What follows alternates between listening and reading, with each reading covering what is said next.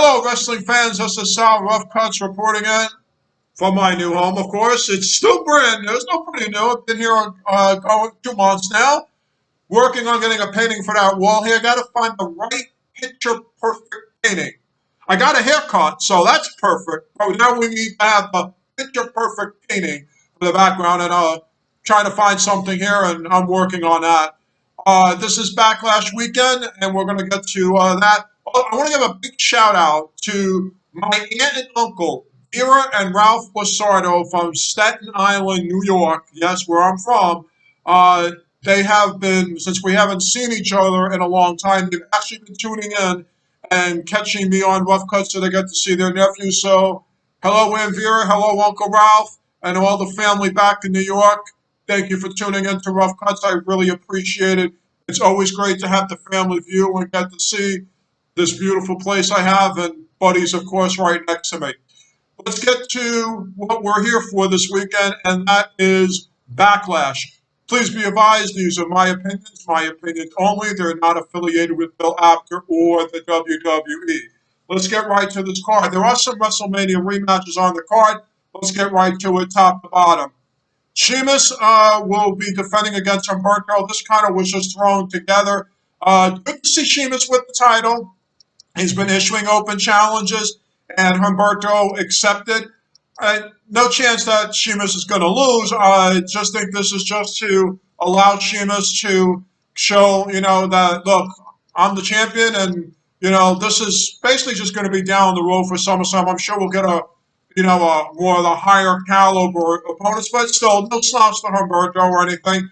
This is just not going to be like a main card type of thing. This will be on the pre-show, I believe, or very early on.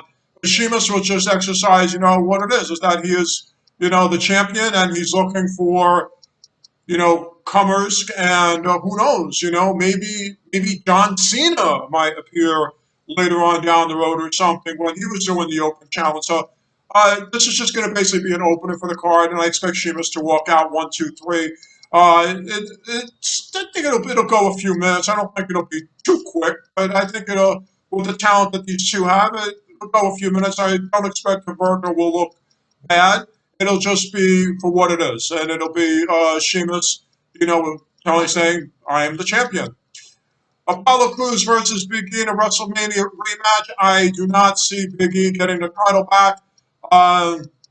Be interesting to see where Big E goes from here, but Apollo Crews will continue to show his dominating force and show that he deserves to be the champ, and I expect him to retain and move on, and we'll see where that leads for the summer months as we lie ahead into the summer months. But I don't think there's any chance that Big E is going to get the title back in the rematch at all. This is Apollo Crews' title, and I expect that he'll hold it for a bit, through SummerSlam or so.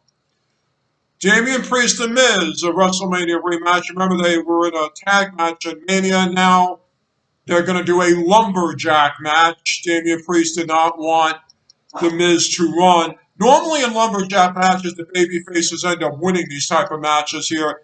And I have a funny, odd feeling about this that I think the Miz might actually steal a win over Damian Priest on this. I'm going to go out on a limb here. I'm going to say that the Miz is going to find a way, even with the Lumberjacks, that he's going to find a way to steal a win out of it. I know the babyfaces generally do win this, but I remember, too, over the years, too, I've seen some of the heels have won before in these type of matches. They have won, and it's not a surprise. It's not often, but they do. And I could see the Miz pulling out one of his sneaky tricks. Remember, he's got Johnny Morrison there too, and Maurice as well. So, and some of the heel lumberjacks. I thoroughly believe that the Miz will find a way in this match, even though it favors Damian Priest, that the Miz is going to get the victory and win the match, and we'll see where it goes from there. The Smackdown Tag Team Championship will be an intriguing match for us all. Robert Roode and Dolph Ziggler taking on the Mysterios, Ray and Dominic, the father and son duo. I believe that this title is going to change hands. First of all, Dolph and Robert haven't even defended the titles really hardly. And looking forward to seeing the father and son duo get the titles. I think a lot of this is going to have to do with the fact that the Jimmy and Ray USO, Roman's cousins, are getting a major push. And in order to do that, they're going to have to defeat a babyface tag team. And they're not going to face Rude and Ziggler. So I expect Dominic and Ray will get the title and become a father and son thing, and also to get Dominic elevated more and get him more exposure. I remember Ray is winding down his career, so this could be a good way to go out as well. You get them the title because there's no way Ray is beating Roman Reigns for the title, so that ends that. So this turns out to be a win-win situation for the family, for the Mysterios. You get Dominic over, you get Ray to maybe go out on top of it. So this is a win-win, and I'm looking at that Dominic and Ray will get the title, and then at some point, I'm expecting maybe SummerSlam. I think it's a bit soon for SummerSlam because we're approaching June, July, August, 3 months later. But yeah, I'm thinking SummerSlam is probably when Jimmy and Jay will get the title off of Dominic and Ray.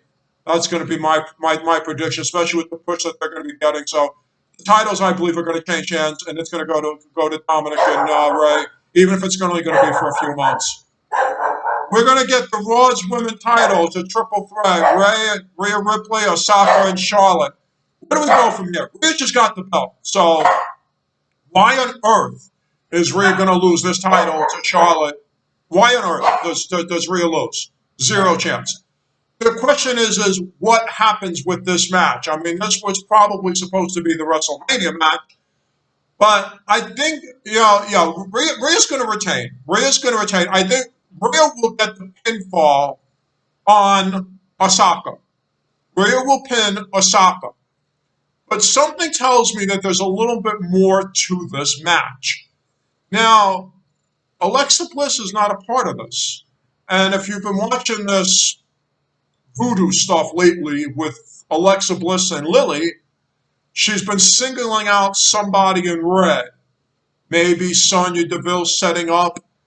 I honestly think that maybe we're going to see Alexa Bliss appear with Lily, and maybe Charlotte is going to be the victim. Even though it's kind of been teased that maybe it's Mandy Rose and Sonya Deville, maybe she's going after. I have a feeling it might be Charlotte, and keep Charlotte out of the title picture for a little bit, which I don't think it's a bad idea.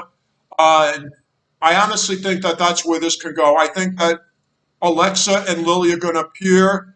Charlotte's going to be distracted, and Osaka's not going to know what's going on, and somehow Rhea's going to take advantage of this, and Rhea's going to pin Osaka 1, 2, 3. Charlotte's going to blow a gasket on Raw on Monday night and start calling out Alexa Bliss and Lily and this whole thing. I think we're going to get the program.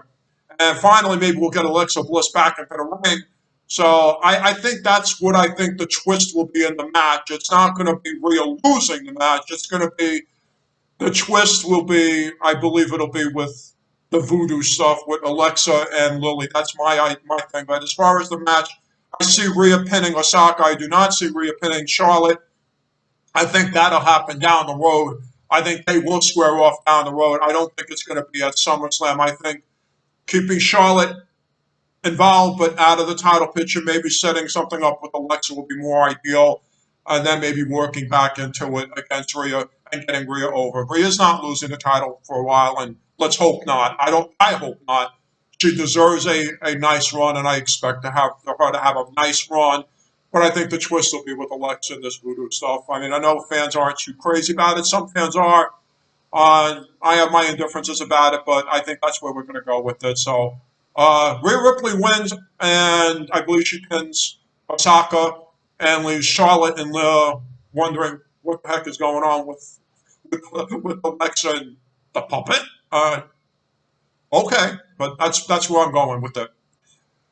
Bianca's going to take on Bayley. It's good to see Bayley back on TV. The role model is going to be back on TV, and the role model is going to get rolled up 1, 2, 3. I do not see how Bianca Belair, after just winning, is going to lose the title. Although I could see Sasha Banks trying to help her friend Bayley Wouldn't be a surprise, but Bianca is not going to lose now. But we will see Sasha make an appearance to try to help her friend, and in the end, the role model will be rolled up 1, 2, 3. It's kind of and hard here to for this because I want to see more of Bailey back on television, and she really hasn't been really around too much. And I hope she does get back. I would love to maybe see her team back up with Sasha. I thought they made the women's tag team title, the titles, very intriguing and interesting. And unfortunately, that hasn't, materialized again yet, but you never know. But I'm glad to see that she's going to be on.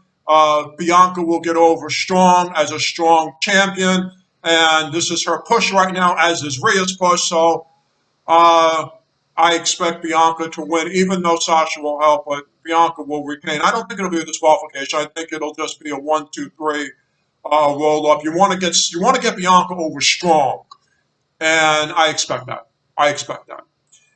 We got Roman Reigns versus Cesaro for the Universal title. Remember, Daniel Bryan lost, and now he's no longer on SmackDown. And probably where will he end up? But for this match, Cesaro's not going to lose, but Cesaro's going to put on a heck of a match, boys and girls. There's no doubt about it.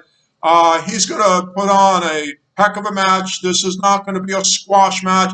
Cesaro deserves this opportunity. He deserves the title shot. He will give Roman Reigns all he can handle, but in the end, it's going to be a spear or two or three, and Roman will retain. We'll see the Cesaro, antics and the all his things that he does best. But Roman Reigns is going to kick out of it, and he's going to hit the spear out of nowhere. And when it's all said and done with, uh, we're going to see Roman Reigns continue. As I said back at WrestleMania, no chance Roman loses anytime soon. Remember, he's still got to face John Cena and definitely The Rock in the next couple of years. So, but it's not going to be anything bad. I want to maybe see Cesaro go after Apollo Crews. I think that would be an ideal match for Cesaro. Cesaro and Apollo Crews would be a heck of a matchup for SummerSlam and get Cesaro to take that title at that point. And I think that will be very, very intriguing, and that'll definitely put some gold around his waist. So, yeah, I want to see that happen. And I think that could potentially be the next opponent for Apollo Crews and for Cesaro for the summer months going ahead. But, no chance Roman Reigns loses. I think we all agree on that. The main event has Bobby Lashley, the champion, against Drew McIntyre and Braun Strowman for the world title in a triple threat match. I do not believe that Bobby loses, but what the question is, what's going to happen? I honestly think it's going to be Braun Strowman's going to get pinned here by Bobby Lashley. I I know. Why would you pin Drew McIntyre? That's the thing. Well, because Drew McIntyre's still number one contender and in line for the title, and you can't do that. So I expect and anticipate it will be Braun that will get pinned here by Bobby Lashley. And something will happen with Drew, and then Drew will work his way back up the ladder a little bit. I expect Bobby and Drew to face off at SummerSlam. I expect that to happen. So I guess we'll see that again. But I expect it to happen. And I think the next time it does, if it does happen at SummerSlam in front of a live crowd, very well at that point, I'm going to expect that Drew will get the title, but not a Backlash. Not a Backlash, not in the Thunderdome. It has to be in front of a live audience and give credit what's credit due. But then remember, Bobby's a former champion too, and Bobby came back and is, doing what he's expected to do. A lot of people asked about, well, maybe Brock Lesnar. And there's no Brock Lesnar coming out in this match at all. You already got three big men. There's no chance of that happening. We're not going to see Lesnar, if at all, not until the summer months. So that idea is squashed as far as I'm concerned.